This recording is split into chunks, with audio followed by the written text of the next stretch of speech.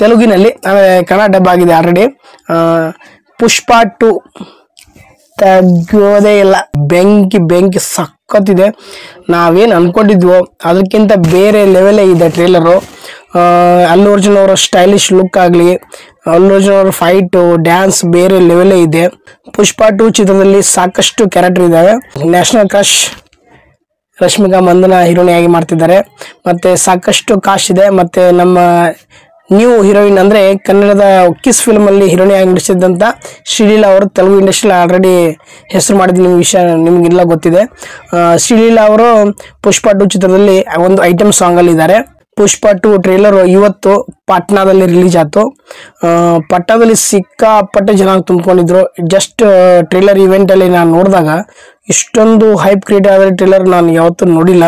ಪುಷ್ಪ 2 trailer Kannada, Hindi, Telugu, Tamil, Malayalam ಮತ್ತು ಮರಾಠಿ ಮತ್ತು ಗುಜರಾತಿ ಮತ್ತು ಸಾಕಷ್ಟು ಭಾಷೆಗಳಲ್ಲಿ ಪುಷ್ಪ 2 ಟ್ರೇಲರ್ ರಿಲೀಸ್ ಆಯಿತು.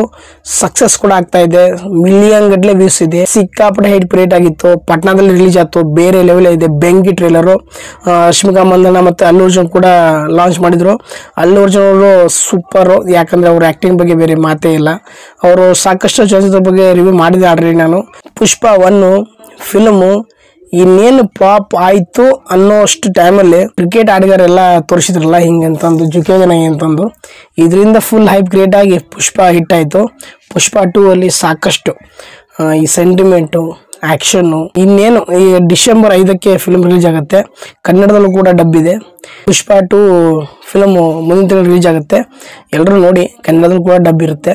ಮತ್ತು ಹಾಗೆ ಬೇರೆ ಬೇರೆ ಕನ್ನಡ ಚಲನಚಿತ್ರ ಬಗ್ಗೆ ರಿವ್ಯೂ ಮಾಡ್ತಿರ್ತೀನಿ. ದಯವಿಟ್ಟು ಚಾನಲ್ನ ಸಬ್ಸ್ಕ್ರೈಬ್ ಮಾಡಿ. ಹಾಗೆ ಬೆಲ್ ಐಕನ್ ಒತ್ತಿ. ನಿಮ್ಗೆ ಏನು ಅನ್ಸುತ್ತೋ ಕಾಮೆಂಟ್ ಬಾಕ್ಸಲ್ಲಿ ಕಾಮೆಂಟ್ ಕೂಡ ಮಾಡಿ. ಜೈ ಹಿಂದ್, ಜೈ ಕರ್ನಾಟಕ. ಮತ್ತೆ ನಮಸ್ಕಾರ.